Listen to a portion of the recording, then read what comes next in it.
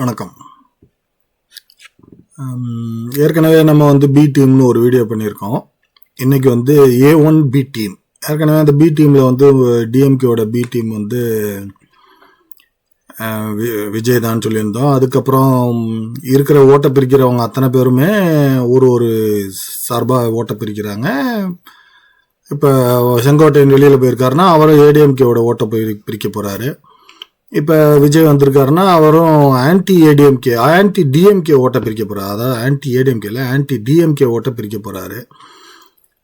இப்போ பிஜேபியில் இவர் பேசிக்கிட்டே இருந்தார், அண்ணாமலை அசிங்கமாக பேசிக்கிட்டே இருந்தார் எடப்பாடி அப்படின்னா, அவர் அந்த கட்சியோட அதாவது ஒத்துமையை குலைச்சி எங்களுக்குள்ள ஒற்றுமை இல்லை, இபிஎஸ் ஒரு தலைவரே இல்லை அப்படிங்கிற மாதிரி, நம்ம இபிஎஸ் ஒரு தலைவராக இந்த டிபேட்டுக்கெல்லாம் போகிறதில்ல, அவங்க பண்ணுற விஷயங்களை பற்றி தான் பேச போகிறோம். ஸோ இப்படி ஒருத்தரும் அவங்களுடைய அஜெண்டாவை கையில் எடுத்துக்குவாங்க, அதுக்கு ஒரு பணத்தை எங்கேயா இருந்து வாங்கிக்குவாங்க, ஏதோ பண்ணிக்குவாங்க. ஏன்னா இதுக்கெல்லாம் பணம் தேவைப்படும் எல்லாத்துக்குமே. அண்ணாமலையை டெய்லி நியூஸ் வருது அப்படின்னா அது போடுறதுக்கு யாராவது ஒருத்தர் பணம் கொடுக்கணும். அண்ணாமலை பணம் கொடுக்கணும், இல்லைன்னா அவருக்கு பிடிச்சவங்க யாராவது பணம் கொடுக்கணும். விஜய்க்கு டெய்லி வருது அப்படின்னா அதே மாதிரி தான். ஸோ இப்போ எப்படி இருந்தாலும் எல்லாத்துக்குமே ஒரு பணம்ங்கிறது தேவை. ஸோ இப்போ நம்ம இந்த A1 பி டீம் அது யார் அப்படின்னா மீடியா தான். இந்த மீடியா பார்த்தீங்கன்னா சென்ட்ரல் கவர்மெண்ட்டில் இப்போ பேசுவாங்க, இது இங்கே தமிழ்நாட்டிலேருந்து பேசுவாங்க, சென்ட்ரலில் இருக்கிற அத்தனை மீடியாவும் பிஜேபி கண்ட்ரோலில் இருக்குது அப்படின்னு. ஸ்டேட்டில் இருக்கிற அத்தனை மீடியாவும் டிஎம்கே கண்ட்ரோலில் இருக்குது. இதுதான் நிதர்சனம், இதுதான் உண்மை. ஸோ இது மெயின் ஸ்ட்ரீம் மீடியா அப்படிங்கிறதெல்லாம் இல்லை. ஸோ இதை இந்த மீடியாவை கண்ட்ரோலுக்குள்ளே கொண்டு வர்றதும் இந்த மாதிரி ஆட்களுடைய வேலை தான். அதாவது பொலிட்டிக்கல் ஸ்ட்ராட்டஜிஸ்ட் ஒவ்வொருத்தரும் அவங்கவுங்க லெவலுக்கு அவங்கவுங்க என்ன பண்ண முடியுமோ பண்ணுவாங்க. ட்விட்டரில் பம்பாட் பண்ணுறது, யூடியூப்பை பம்பாட் பண்ணுறது, வேறு என்னென்னலாம் இருக்கோ எல்லாத்துலேயும் என்னென்னலாம் மெசேஜ் போட முடியுமோ, இப்போ எந்த கட்சியை ஆதரிக்கிறாங்களோ அதுக்கு போடுவாங்க. அப்படி இல்லைன்னா யாரை அடித்தா சரியாக வருமோ அவங்கள அடித்து மெசேஜ் போடுவாங்க. அவ்வளோதான் விஷயம். ஸோ இதை இவங்க தான் பிளான் பண்ணுறது. இதே மாதிரி நிறைய விஷயங்களை பிளான் பண்ணுவாங்க. ஒவ்வொருத்தரும் ஒரு மாதிரி பிளான் பண்ணுவாங்க. ஏற்கனவே நம்ம 2வது தடவை ஜெயலலிதா ஆட்சிக்கு வந்தப்போ ஒரு விஷயத்தை பார்த்துருப்போம். ஞாபகம் இருக்கான்னு உங்களுக்கு தெரியல. வைகோ அவரோட கலைஞரோட போகிறாரு அப்படின்னு முடிவாகி ஒரு மீட்டிங் அரேஞ்ச் பண்ணியிருந்தார்.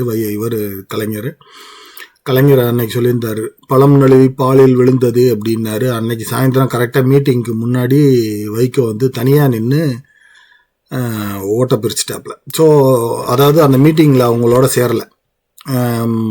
ஸோ அதாவது டிஎம்கேவோட சேரலை. டிஎம்கேவோட சேர்ந்துருந்தால் அந்த ஓட்டு டிஎம்கேவுக்கு போயிருக்கும், அழகாக ஜெயிச்சிருப்பாங்க.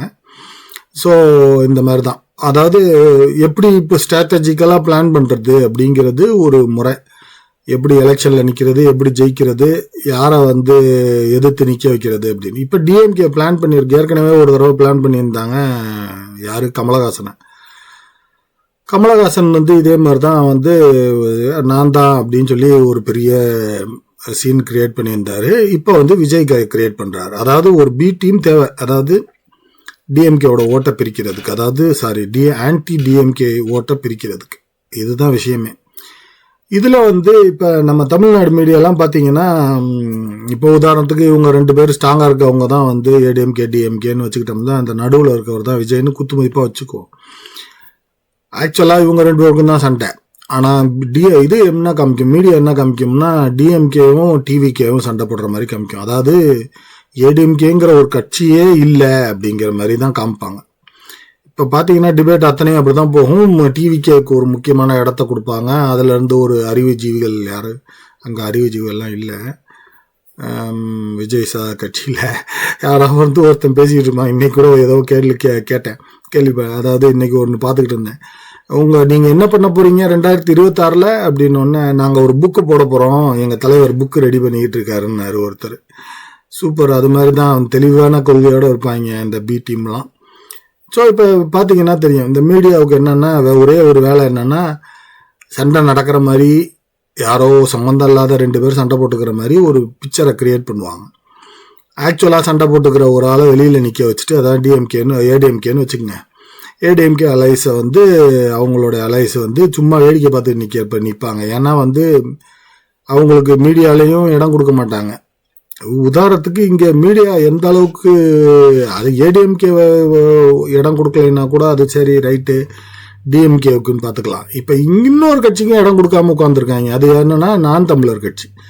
நான் தமிழர் கட்சிக்கும் இவங்க வந்து இடமே கொடுக்கறது இல்லை. எந்த ஒரு மீட்டிங்லேயும் நான் தமிழர் கட்சியை வந்து ஒரு பேச்சாளரையோ யாரையுமே சேர்த்துக்க மாட்டாங்க. ஏன்னா அது ஒரு சிக்னிஃபிகன்ட் ஃபோர்ஸாக வளரும், டிஎம்கேவை டேமேஜ் பண்ணும் அப்படின்னு. ஏன் டிஎம்கேவை டேமேஜ் பண்ணணும்னா, இப்போ விஜய் அட்டாக் பண்ணுறாருன்னா மாமா அங்கிள் அப்பாவை அப்படின்னு ஏதாவது பேசுவார், என்ன இஷ்யூன்னே பேச மாட்டார். ஆனால் நான் தமிழர் கட்சியிலேருந்து பேசினாலோ இல்லை ஏடிஎம்கேலேருந்து பேசினாலோ எப்படி பேசுவாங்க அப்படின்னா, கோயம்புத்தூரில் அது நடந்துச்சு, அதுக்கு என்ன பண்ண, அதுக்கு முன்னாடி சாரவு நடந்துச்சு, அதுக்கு என்ன பண்ண, போலீஸோட அராஜகம் இப்படி இருக்கே, திருவண்ணாமலையில் ஒரு ரேப் நடந்துச்சு, அதை என்ன பண்ண, ஏன் போலீஸை வந்து நீ கண்ட்ரோலில் வைக்கல, இப்படின்லாம் கேள்வி கேட்பாங்க. ஏன் சட்டம் ஒழுங்கு சரியில்லை, ஏன் ஏர்போர்ட் வருது, இப்படின்னு இஷ்யூஸ் பேஸ்டில் பேசுவாங்க. ஸோ இது வந்து டிஎம்கேக்கு பெரிய டேமேஜை ஏற்படுத்தும். அதனால் என்ன பண்ணுவாங்கன்னா, அழகாக நான் தமிழர் கட்சியவும் ஏடிஎம்கேவும் இந்த இதிலிருந்தே டிபேட்லேருந்தே கேன்சல் பண்ணிவிட்டு அழகாக பிளான் பண்ணுவாங்க. டிஎம்கேவும் எப்படி அதை அடிப்பாங்கன்னா, அதாவது ஏடிஎம்கேவை அடிக்க மாட்டாங்க, நேராக பிஜேபி அடிப்பாங்க. ஏன்னா அப்போ தான் வந்து மத சார்பின்மையை நிரூபிக்கலாம் அப்படின்னு அது ஒரு கணக்கு. அதுக்கப்புறம் சம்மந்தம் இல்லாமல் இங்கே ஒரு 4-5 அதாவது இந்த உபத்தலைவர்கள்லாம் வந்து விஜயை வந்து திட்டிக்கிட்டு இருப்பாங்க. ஏடிஎம்கே பற்றி பேச மாட்டாங்க, நாம் தமிழர் கட்சியை பற்றி பேச மாட்டாங்க. ஏன்னா இதுங்க 2 பேரும் இவங்களுடைய ஒரிஜினல் எதிரிங்க. ஸோ இப்போ மீடியாவுடைய பங்கு என்னங்கிறத பார்த்தோம். இதே தான் வந்து ஸ்டேட்டாக இருந்தாலும் சென்ட்ரலாக இருந்தாலும் மீடியான்னா நம்ம வந்து மெயின் ஸ்ட்ரீம் மீடியாங்கிற மாதிரி தப்பாலாம் எடுத்துக்கணுங்கிற அவசியம் இல்லை. சின்ன சின்ன யூடியூப், சின்ன சின்ன ட்விட்டர் அக்கௌண்ட் வச்சுருக்கவங்க அத்தனை பேரும் இதில் பார்த்தீங்கன்னா அழகாக ப்ளே பண்ணுவாங்க. இப்போ பக்கத்தில் எலெக்ஷன் இருக்கும்போது இப்போ நம்மளும் வந்து ஏதாவது ஒரு கட்சியை ஆதரித்து தான் பேசணும். எந்த கட்சியை ஆதரித்து பேச போகிறோம் தெரியாது, நான் தமிழர் கட்சியா ஏடிஎம்கேவா அப்படின்னு. தலைவிதி வந்து மாறி போய் டிஎம்கேவை கூட ஆதரித்து பேசுகிற மாதிரி ஆனாலும் ஆகும். ஏன்னா போகிற போக்கெல்லாம் ஒரு மாதிரி ஒன்று போய்கிட்டு இருக்கு. எதை ஆதரிக்க போகிறோங்கிறத நம்ம பார்த்துக்குவோம். இப்போதைக்கு நம்ம அத்தனை பேரோட அட்டென்ஷனையும் டைவெர்ட் பண்ணுறது மீடியாங்கிறதுக்கு அதுக்கு அவ்வளோ ஒரு பவர் இருக்குது. அதை தான் வந்து உலகங்கிறத ஒரு கட்டமைப்பு அப்படியே ஒரு அழகாக ஒரு மாயை கிரியேட் பண்ணுவாங்க.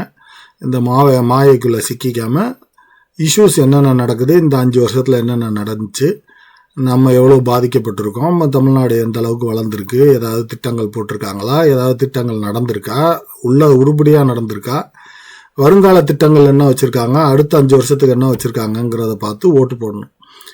இதுதான் இந்த பதிவு. மற்றபடி வேறு ஒன்றும் இல்லை. நன்றி, வணக்கம்.